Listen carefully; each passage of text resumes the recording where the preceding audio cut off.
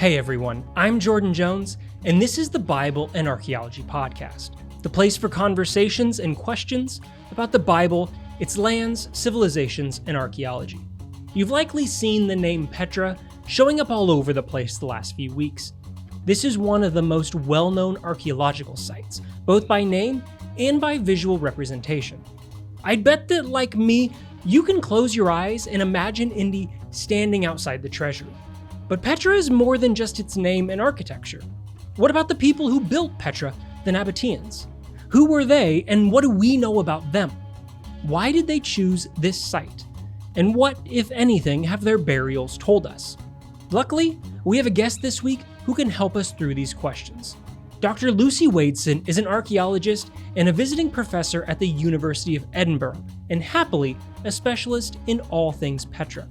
So settle in, and I hope you'll enjoy our conversation about what we do and don't know about Petra.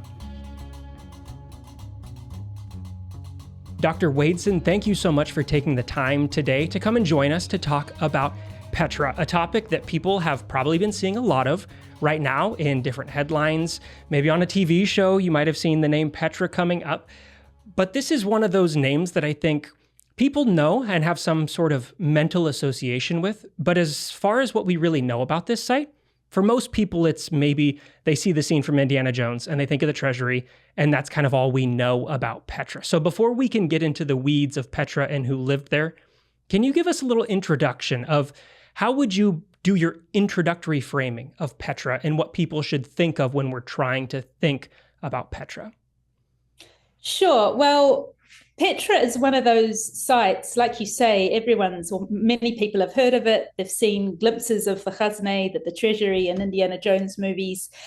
But I think what people don't realize is that it's a city that is basically less than 10% excavated. Maybe estimates are 2 or 3% excavated as a city. So everyone sees the rock-cut tombs, in the valleys, on the mountainsides, and that's sort of the image they have. But maybe not a lot of people understand how the city actually functioned, what went on there, who was living there, and the mysteries surrounding the people that inhabited Petra. When you say less than 10% has been excavated, normally when people think of sites, they maybe know that, they're working slowly to excavate parts over time. Is this a situation like that where they've only chosen small areas to expose, or is there something different happening at Petra that has led to a small percentage of Petra being excavated at this point? Well, first of all, it is a massive site. You have a mountain basin where the city centre is located. So you have your typical public buildings, temples, the theatre, a main colonnaded street. So basically the typical amenities of an ancient Greek city. And then you have suburbs in a way in the valleys surrounding the mountain basin, and that's where all the tombs are carved. You also have rock cut chambers, hydraulic installations. So the first thing to realize is that it is a massive site. And in terms of excavation, well, there is a lot of sand. There's a lot of sand deposits, so a lot of earth moving is involved, so it's painstakingly slow. So when there have been excavations, they take a lot of time, as I'm sure you're aware. They also require funding. So it's not that there's any inhibitions to actually excavating the site. It's just it's of a vast scale, really, and there's so much to be done. And the sand that you mentioned is one of those things that you'll see in photos sometimes where you can just get the top of maybe a doorway sticking up out of the sand, which can really bring the mind to understand, there is so much that is covered that's buried beneath the sand, which on the one hand can be nice for preservation's sake, but is also, I'm sure for someone like yourself, very hard, because that is a lot of sand to move if we want to try to understand. And you mentioned here too, that while the mind may go to the Treasury, that there's a lot of other monumental pieces of architecture here. What are some of the other things, to try to flesh that mental image out right away of Petra, those other big sites or big objects that people should know about that are there too? Because it's more than just that image. Sure. Well, we have, like I said, the hydraulic installations. The Nabateans were amazing engineers. They're amazing with their skill for harvesting and collecting and harvesting water.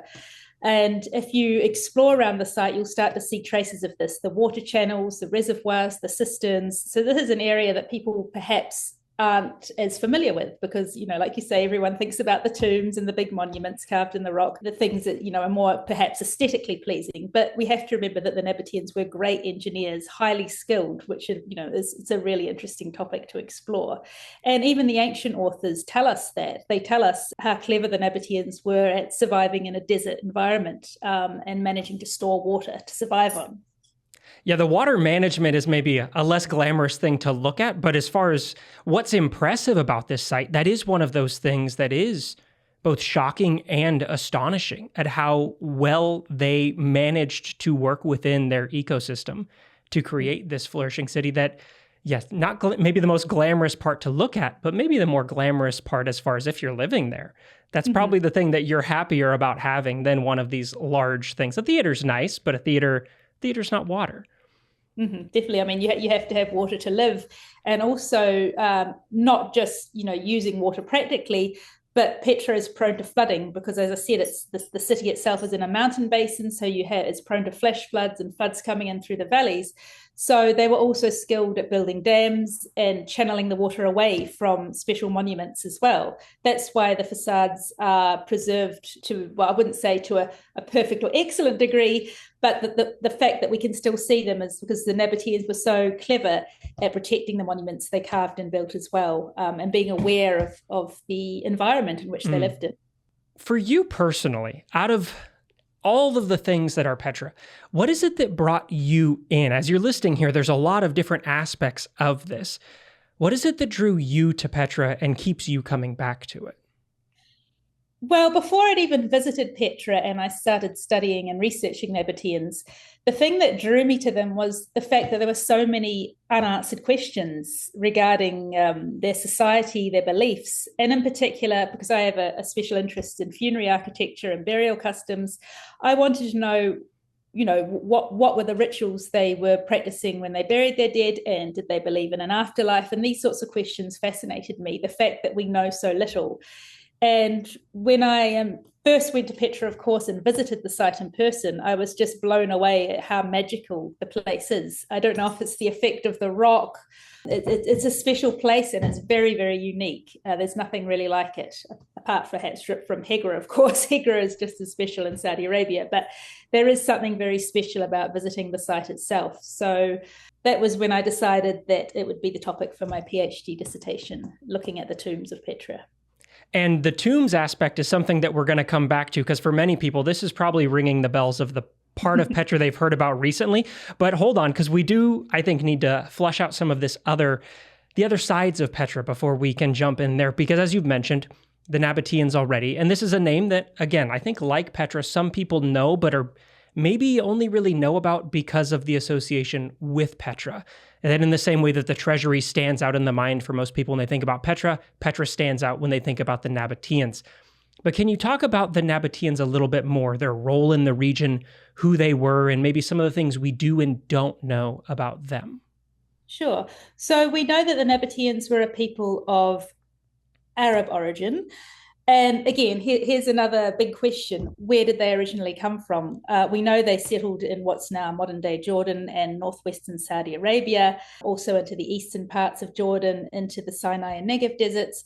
But it's still debated as to where they actually came from. And quite a lot of scholars do support the theory that they migrated from northwestern Saudi Arabia. But the problem is, yes, we just don't we don't know. And it's very hazy, the evidence about the early history of the Nabateans. So we first have mention of them in historical sources and ancient written sources that mention they were in the area of modern-day Jordan around the 4th century BC. So that's when we first know about them, from literary sources. But in terms of material evidence and their settlement at Petra, we don't really have evidence for that until around the 2nd century BC. Okay. So there's kind of a bit of a gap there with what's happening in the early part of their history. And it's not until really the 1st century BC, 1st century AD, that's when Petra really flourishes. It's kind of the golden age of Petra, particularly under one of their kings, King Aretas IV. So that's when, many of the tombs, the material culture, the Nabatean pottery, the sculpture, that kind of all is usually dated to around the end of the 1st century BC going into the 1st century AD. So that's when their material culture is actually flourishing.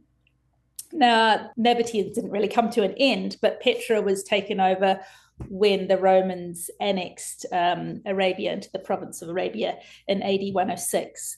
So that's really the kind of constraints, chronological framework we have for them. So from 4th century BC up until the 2nd century AD is when they were active, let's say, mostly active.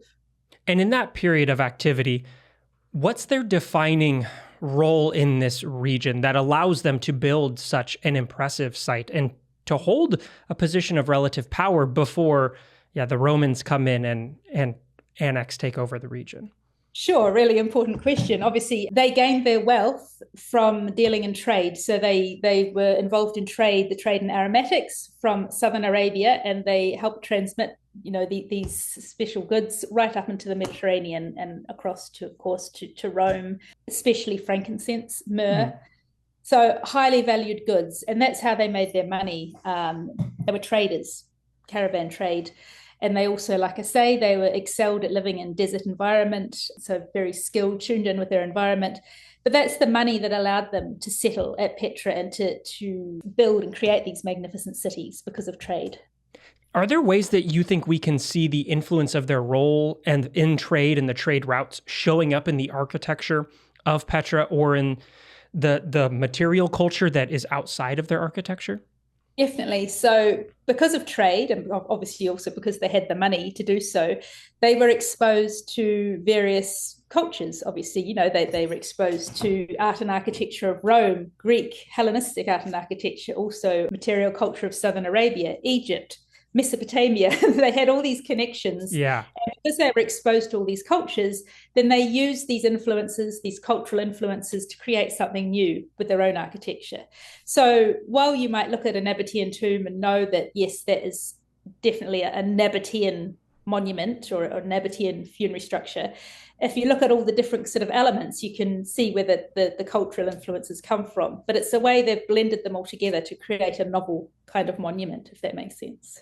And when you're talking there about the tombs are one of those dominant pieces that we can look at, are there other aspects of Nabatean material culture or literary culture that we can turn to flush out this sense of identity? Or are we largely relying on external views describing the Nabateans for us? Well, we see similar patterns across the material culture. So not just in the architecture, but also in the pottery, the Nabatean pottery, in their own sculpture as well. So we see a lot of Hellenistic influences in the sculpture, also Egyptian influences. So we see the same patterns occurring across different media. Also the coinage as well, following prototypes from Hellenistic coinage. So really it is a consistent pattern of what's going on there. You mentioned earlier the water management, which I think when we're talking about their role as traders and living in a dry region and working long distances here on the trade, obviously water is an important part of your life anywhere, but it becomes especially important there.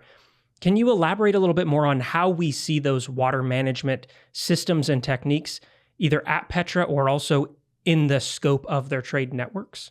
So a lot of the evidence obviously comes from the cities themselves. And we see, typical Nabatean hydraulic engineering across the Nabatean cities. So the typical cisterns, reservoirs, channels, and the methods they use, drainage channels. In terms of trade networks, I can't think of anything specific that, talks about, water over long distance. Or the problem is we are lacking an abundance of literary sources that talk about the Nabateans. So we're quite limited in what we have. So that, it would be nice if we had some future discovery that would allow us more insight into that. Regarding the management within the cities itself, then, could you describe for the audience a little bit more of if they're thinking in the process of managing flash floods, like you mentioned earlier, or the daily sustenance of water, how does that get integrated into the city? If someone was to visit, let's say, what are the types of things they should be looking for that stand out as elements of this water management that maybe they don't recognize right away as a part of that system? Well, we could start with thinking about the major entrance into Petra, which is the Seek. the big canyon that leads into Petra, and then you come out and you're faced with the Treasury. Many people may not realize that there's this water channel carved all the way along the sea, and you can see details of the mortar they use, the waterproof hydraulic mortar they've used there to seal the water in. And you could follow these channels right into the city centre, and they've all been traced, of course. For example, some of the major ones lead to a nymphaeum in the city centre, a sort of fountain for the nymphs, which was a major sort of public water source. So there's little details like that catch the eye if you're if you're wanting to look for them. And also, once you go exploring around Petra, if you're lucky enough to explore the valleys and to climb around the tombs, you'll see that many tombs are actually associated with either a reservoir or a cistern, or sometimes a basin is found outside them, which we speculate was used for purification ritual upon entering the funerary space. So little details like that, once you're familiar with knowing what a Nabatean water channel looks like, or a reservoir, then you can start looking for them across the site. Well, and those are those little aspects of a site that really bring out the humanity of it beyond the monumental thing, that are easy to overlook if you don't know what you're looking for, or if you're going for the postcard view of something. But are those little aspects that start to bring out the people that were here, because the site doesn't create itself. It's not inhabited by itself. So I think having some of that framework of the Nabateans is helpful in trying to come to this site itself, because you mentioned Petra is a huge site. It's a large. Could you describe the size of this? Kind of, when we're thinking of, I think, the mental picture, often we have a very small idea. So how large of a space are we really thinking about? For example, if you're starting the typical tourist route into Petra, the modern kind of route that's taken, and you start at the ticket office, first of all, you have what's known as the outer seek that you walk through before you get to the proper seek, or the inner seek. So just the walk from there to reach the Treasury if you're fit and you're going at quite a fast pace, that's a 25-minute walk, pretty much. 25 minutes to half an hour just to get to the Treasury. And once you're at the Treasury, that's really just, you're only just started. So then from the Treasury into the city centre, let's say, that's a good another 20-25 minutes to walk to the city centre. And then, of course, that you've got the city centre itself is comparable to other ancient city centres. It's more the scale of the site in terms of how far out the tombs are carved, or religious installation. So you can see where there was activity taking place, or dwellings, for example. So then once you're in that city centre, you have these valleys going off in all directions. A quick look at Google Earth, for example, will show you the scale of things. And if you just choose to go down one of these valleys and to climb around the tombs, that's a good another hour you could explore a valley for, just one of the valleys. So that's just to give you an idea, really, in terms of time and walking distance. So if you were planning on visiting Petra, of course, you need a good few days if you're wanting to see the full extent of the site. Even myself, I've spent, had many visits, spent months in Petra. There's still areas that I myself haven't been able to see yet. So just to give you an idea. The sprawl of it is much larger than what I think typically we have in mind. And would you say in that, how much of that feels like it's dictated by the landscape, and how much of that feels like it's maybe governed by their desire to use more space around them? I think it's just adaptation to the landscape, really. It's quite a rigorous terrain.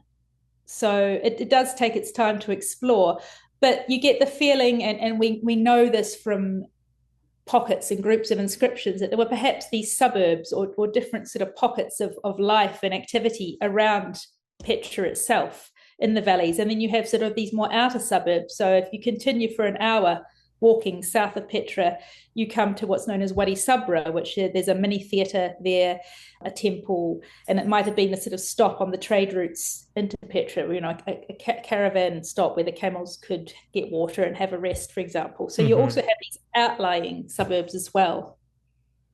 When you're talking then about these outlying suburbs and some of the harshness of the landscape, why does it seem like they chose Petra as the place to establish their center, given the difficulties of being here? Sure. Well, I think there's two reasons. Firstly, it's easily defensible because the city centre itself is surrounded by these high mountains. So you have the aspect of defence, protecting, the city, protecting its inhabitants.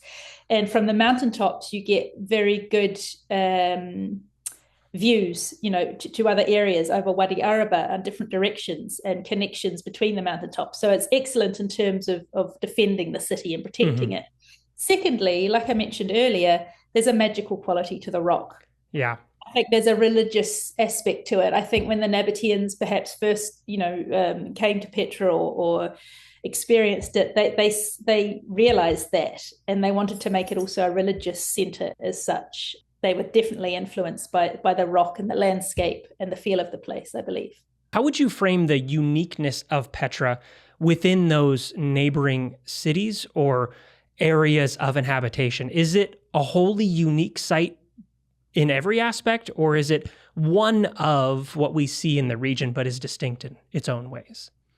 Petra is definitely unique, but like I said, Hegra in Saudi Arabia is almost like a smaller version of Petra. So you have the sandstone, rocky outcrops, similar kind of setup with the tombs carved surrounding the city centre. So it definitely has a very similar feel to there, and you can see the connection between these two cities. Yeah. But then you do have other, you have other Nabatean sites that don't have that particular landscape, but you still have obviously the typical Nabatean buildings, Nabatean material culture. But in terms of the landscape, Petra and Hegra are the two unique cities, let's say. Can we turn then to, I guess, your favorite area, your area of expertise here, the burials and burial practices that we see? Could you do a first kind of pass over? If you were to describe for someone the burial practices that we see, or that you would say, these are the hallmarks of a Nabatean burial, what is that? I think before we talk about that, the first thing I'd like to mention is that the geographer Strabo, he describes the burial practices or the funerary practices of the Nabateans, and he says that they treated their dead like dung. And this has really confounded scholars, because what a strange thing to say. You have these magnificent tombs, for example, carved in Petra, have hundreds of these magnificent tombs. So why is he saying something as ridiculous as that? So that's kind of our starting point.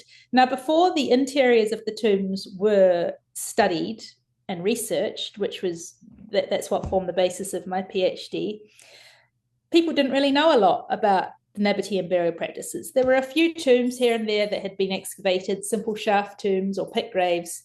So there was a lot of theories floating about saying, maybe they didn't bury their dead, maybe they did throw their dead on rubbish heaps, maybe they exposed them, or maybe they practiced a secondary burial. There's lots of things floating about. But since, for example, my work and my own excavation of Nabatean tombs, plus other excavations and studies that have gone on, we know that the Nabateans, in fact, practiced careful burial of their dead. They did. There's evidence for this. We have the magnificent tombs, but they also were very careful about how they buried their dead.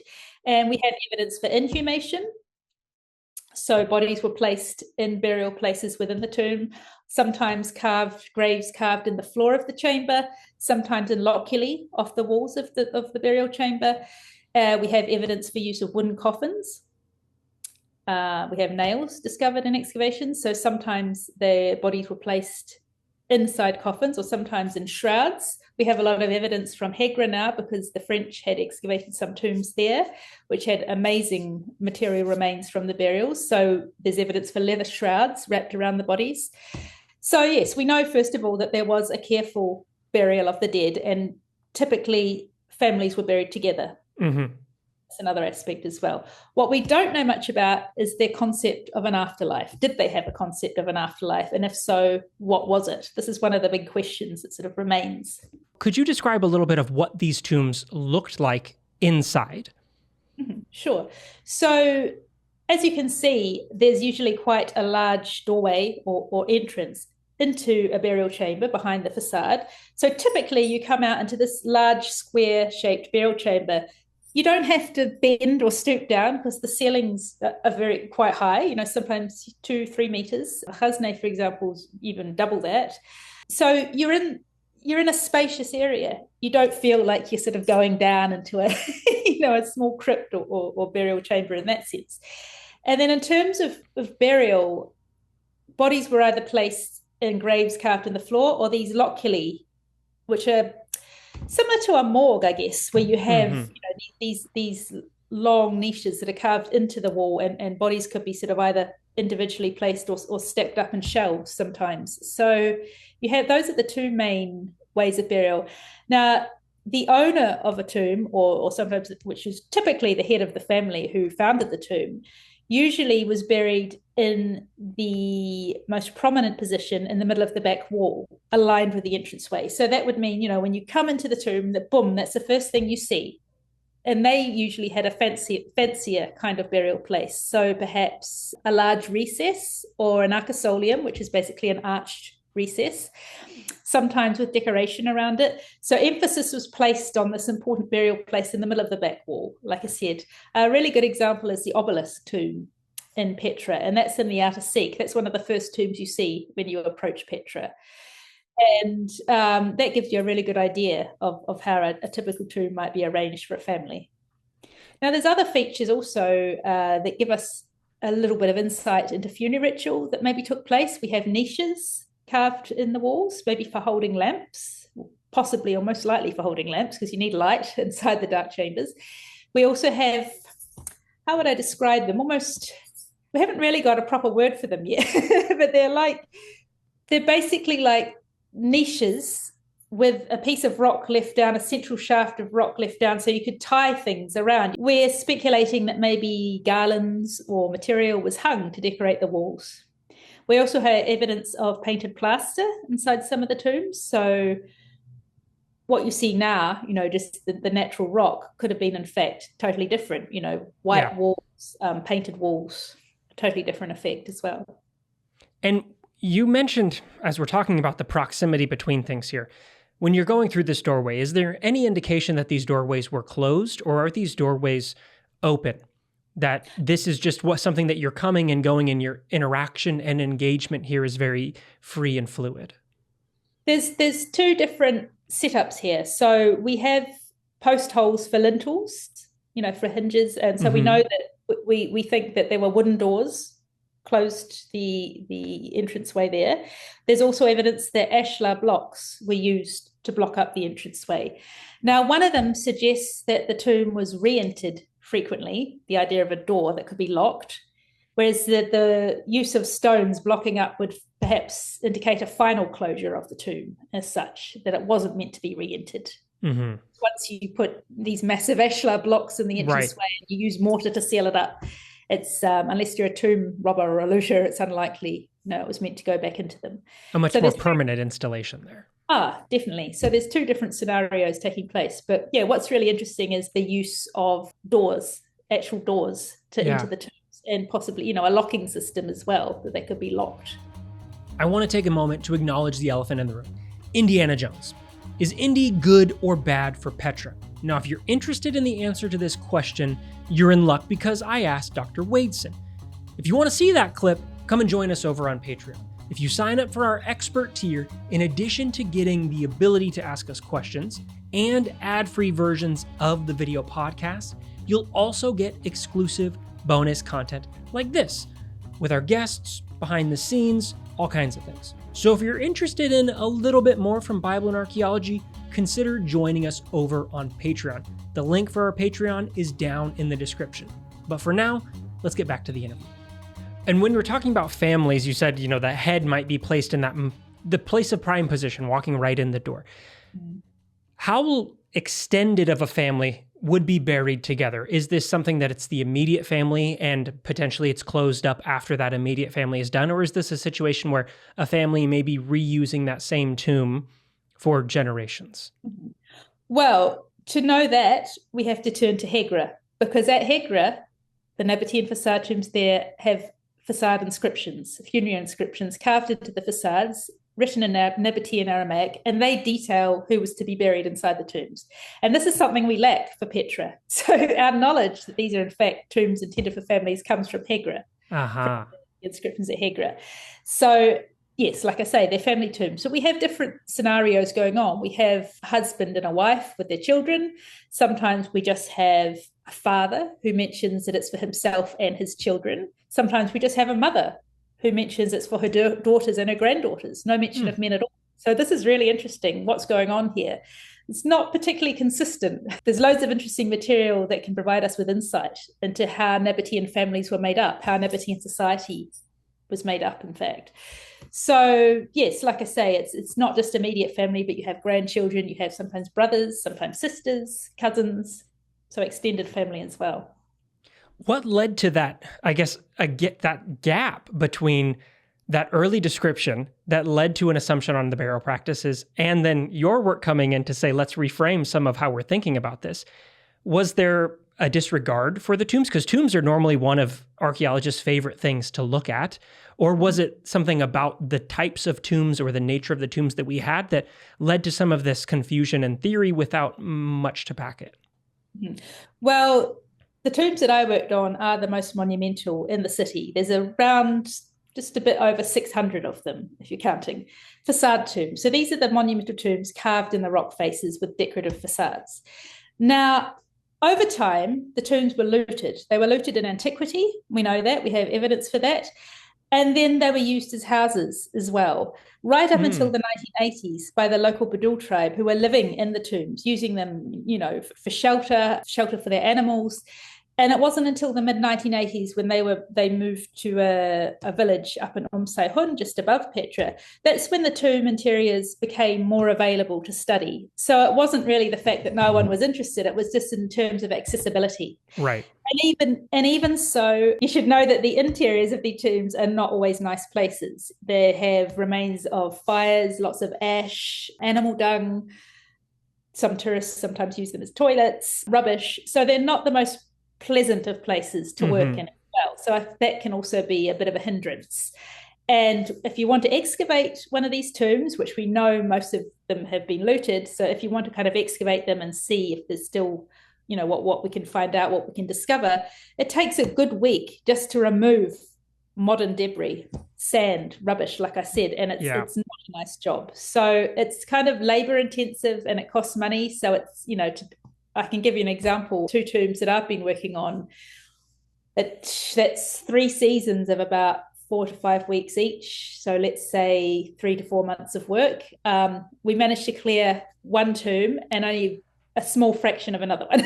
So just to give you an idea here, it takes time and the intensive time that it takes to do these things, because also you're talking about the time it takes to get it out, and there's still all the time that has to go into the study of what has come out once you get to the aspects that we've removed the modern things and we're getting to the stuff we want to get to. There's even more time that falls into that. Definitely, especially with burials, it's a slow process. Once you find human remains, of course, it's a slow process of excavation. So I don't think people realize just how much time is involved in this work. And then, like you say, post-excavation studies as well. So on the one hand of that burial spectrum, we have those monumental tombs. What do tombs and burial practices look like for people that aren't going there? For the average Nabatean, what do we know about their burial practices, if anything?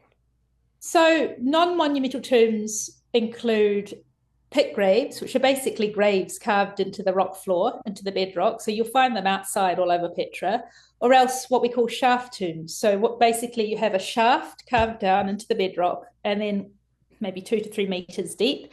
And then these extend out into an underground chamber. So obviously they're lacking the decorative aspect and the monumental aspect as such. But in terms of burial practices, what we know so far from excavations that have taken place in shaft tombs, very similar to what we see in the facade tombs, possibly less rich grave goods, but then we don't have enough data to really compare at this stage. I don't want to make any, to speculate too much. Because, for example, the tombs I was excavating were in the so-called royal necropolis, and I had a beautiful gold earring that remained in a looted tomb. So, you could say, well, the grave goods, it's a royal necropolis. You have people of elite status with lots of money, so maybe their grave goods were a bit fancier, more expensive. But we just, we don't have enough data to really compare this at this stage. For the type of grave goods that you associate with the royal tombs, the monumental tombs, what are the types of grave goods they're leaving behind? And do you think does that reflect again some of how they're adapting the other cultures that they're interacting with the trade practices? Or do they have a distinct set of grave goods that kind of mark these things out as you're excavating? Well, again, just to make it clear that we are still quite limited in the grave goods that have been excavated, but typically we have jewelry, we have coins, we have terracotta figurines, pottery, sometimes bronze figurines. So I excavated the foot of a bronze camel figurine. So obviously you can see the link here between trade. Yes. is essential to trade, of course, going long distances. So that, of course, reflects, what was important to them, what gave them their wealth, essentially, as well. So a lot of those, what you might associate as normal grave goods, but showing they're the distinct character of who they are. And some of their identity, definitely. Yeah. Then we have to turn to some of the new news stories, or maybe news and air quotes there, that people have probably seen about the tomb that has been discovered. And discovered, I think, should also be put in scare quotes, because as we were talking about before, you don't typically bring a camera crew somewhere to say, let's put picks in the ground in the hopes that we're going to find something. So for people that have maybe seen those episodes and are looking for more context on what they saw, can you give a little bit of the scholarly background on what was already known about what got excavated? And then if we can get into then shedding some more light on what they found and the spot that should hold in people's mind for what it can tell us about the site. Sure. Well, to start at the beginning of the story, it should be known that a little over 20 years ago, the Department of Antiquities and the Petra Region Authority excavated tombs that were actually underneath the Treasury. So the current level of the courtyard in front of the Treasury, this is not how it was in antiquity before the Treasury was carved. There's a lower level.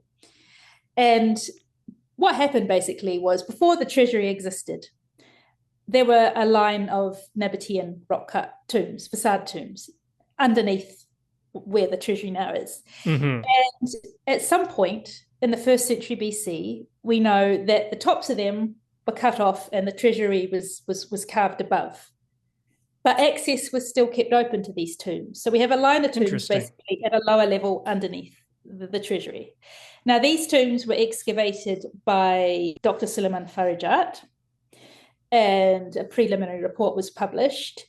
And obviously, that the courtyard in front of the Treasury has a high density of tourists. It's probably one of the most famous points or parts of Petra. So it's a very difficult area to excavate because you can't have gaping big holes and machinery when tourists are coming in, also for safety issues, logistical issues.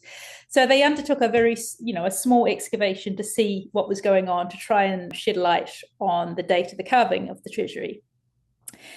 And unfortunately, due to these restraints and of course budget and other factors, there was another tomb on the edge of this row, on the right edge, that was not excavated fully, but it was entered, and the remains of burials were found, and they were covered up, and grave goods and items were removed and put in the museum. But it was protected, and it was, that they planned to re-excavate it at a future date at an appropriate time, because it needs time, like I told you, especially when there were 12 burials found. This takes time, and it's a logistical thing being in front of the Treasury.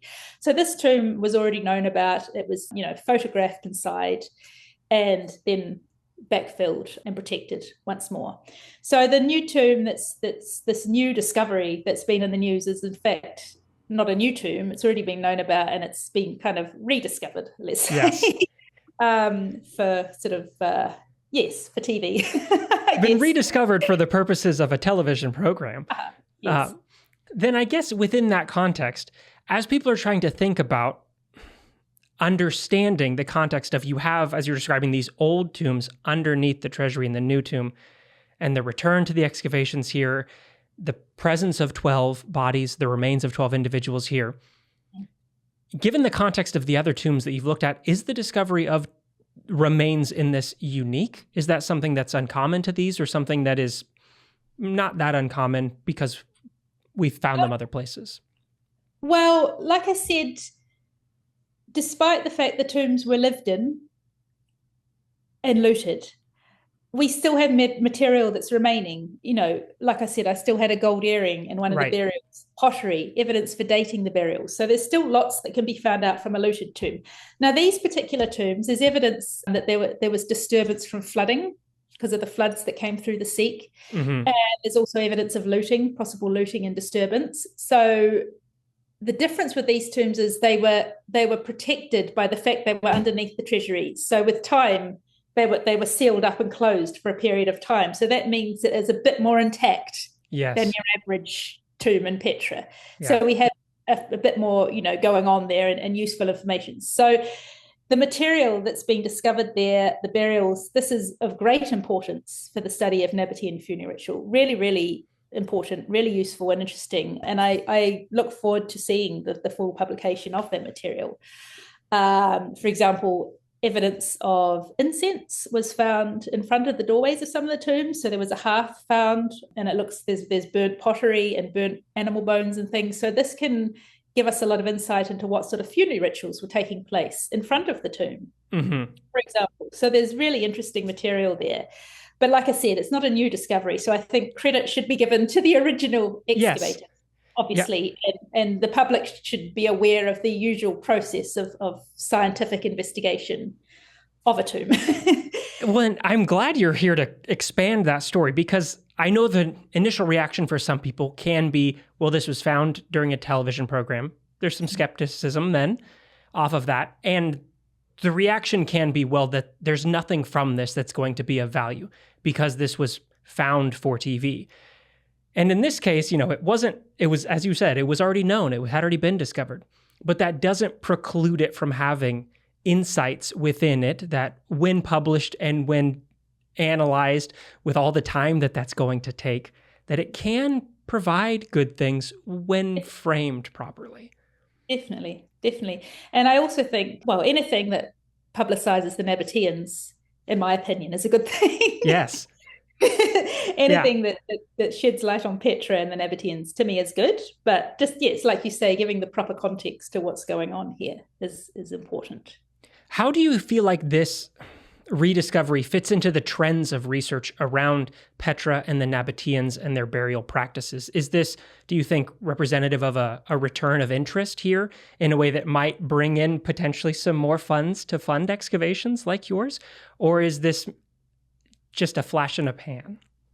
I think that there's always interest in tombs and burials. It's something especially, the public love. Everyone loves hearing about tombs and burials and the mysteries surrounding them. Sometimes when I give talks to school children, that's the first thing they want to know about the tombs and what's inside the tomb and the treasures. And it's something that, is always appealing. I don't think it will make much of a difference to the appeal of projects based on funerary customs, because there already is that interest. That's already happening, and it already has our attention and our eyes. The hope is that you're able to get that funding and the time that you need to continue to expand your research, because I know many of the listeners are as interested as you are probably in what you're able to find about those questions like the afterlife or their thoughts on these processes, because it is such a fascinating site that does capture the mind. I mean, the visual of Petra is stunning, and so you want to understand the people who lived there, and anything that we can glean about them is wonderful to know, and hopefully much more to come in the future, but obviously that does take a lot of time. That does take time. Could I ask a question about, you mentioned that Strabo quote about his description of their burial practices. Given your time excavating and the research and what you've discussed, what do you think he meant by that? Because you said some people look at it this way or that way. What's your position on what he said and what that means? Well, there is the idea that he's wanting to paint the Nabateans in a bad light, as it often occurs from a Greco-Roman perspective, where anyone from the East is kind of barbarian or they have strange practices, so they're sort of looked down upon. Yeah. So that is the idea that he's trying to kind of paint them in a particular way. But of course, we have to be aware that it could be like a sort of Chinese whisper, where he's heard this. His friend Athenodorus, in fact, who was his source, lived in Petra in the 1st century BC. So he's got information from him, which is interesting. But you wonder, what happens. It's almost like gossip or things that are passed along. But it is a very interesting comment because it comes in a couple of passages where Strabo is describing Petra, and the other statements that he makes are actually quite spot on. They're quite accurate, what he's saying. So this is why it's kind of surprising, because it's almost, right at the end, this kind of comment kind of takes you by surprise, because he's talked about other aspects which, match up with what we have in terms of material evidence. I do have some theories that I'm working on. I think it's a bit early to say now, but I think, there is work to be done on that. I don't think it's a dead end, let's say. I think also the fact that the Nabateans seem to be visiting these tombs continuously. The tombs were open and closed, access was kept. So funerary ritual played a big part in their lives, in their daily lives, I believe. Wherever you go in Petra, you see a tomb. So daily life could not escape the world of the dead, if that makes sense. And you have some funerary spaces encroaching upon domestic spaces. And this is interesting because it seemed that they maybe did not have a problem with living alongside the dead, if that makes sense. Whereas we know in other ancient cultures, there's a clear separation between the world of the living and the world of the dead, where, the residential area and the funerary area. But there seems to be some fluid boundaries here. And I think that could be something that was maybe strange in Strabo's eyes. The fact that it looked like they were, didn't really, he maybe saw that as a sign of disrespect, but for them, maybe it was quite normal to visit the tombs every day, to eat, for example, to eat outside the tombs. Funerary banqueting was a big part of Nabatean funeral ritual. So we have triclinia, which are rooms with 3 benches upon which they reclined and ate to celebrate the life and the memory of the deceased. So eating at a tomb maybe was strange, or eating inside the tomb, or all these sorts of activities could have been a bit strange from a Greek perspective, possibly. So that's something I think needs further exploration and study.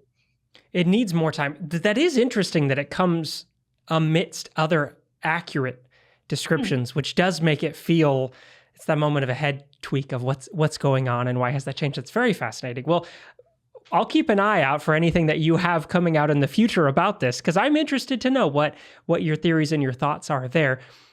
A wrap-up question that I want to ask you, because you've already talked some about the tourism here, and the tourism especially in front of the Treasury and the busyness of that. Mm-hmm. What do you see as the challenges that Petra faces today in terms of either preservation or tourism or conservation going forward that people should be aware of as they're trying to think about whether they're going to visit Petra or trying to understand the site itself? What are the challenges that you see in front of Petra? Well, because it is such a big site, it is hard to control. It's hard to control what tourists are doing, where they're going. This is one aspect. And I think the visitors to Petra need to be aware that they also play a part in protecting the site and protecting the monuments. Don't chip away at the rock, don't take away pieces of pottery, stones, because this all has an effect. There's severe erosion taking place on some of the facades. And I think we all have to play a part in preserving a site like Petra. And like I say, it's massive. It is hard to control what people are doing. So this is one of the challenges I think the local authority have is trying to kind of protect the site and to make people realize, they also have to play a part in that, including local residents as well as tourists, anyone who's visiting. Well, Dr. Wadeson, thank you so much for taking the time to walk us through the site of Petra, the Nabateans, and their burials. We really appreciate your insight into the rediscovered discovery here, as well as all things Petra. So I really appreciate you taking the time today to come in and talk. And if there comes a publication with your name on top regarding any particular insights in the future, we might be reaching back out. If you have a question for this topic, you could leave it down in the comments, and we might be able to get a follow-up question or comment for you. So Dr. Wadeson, thank you so much for taking the time today. I really appreciate it. Thank you. Thank you. Well, for all of us here at Bible and Archaeology, we look forward to seeing you next week. But for today, I'm Jordan Jones. Hope you have a good day.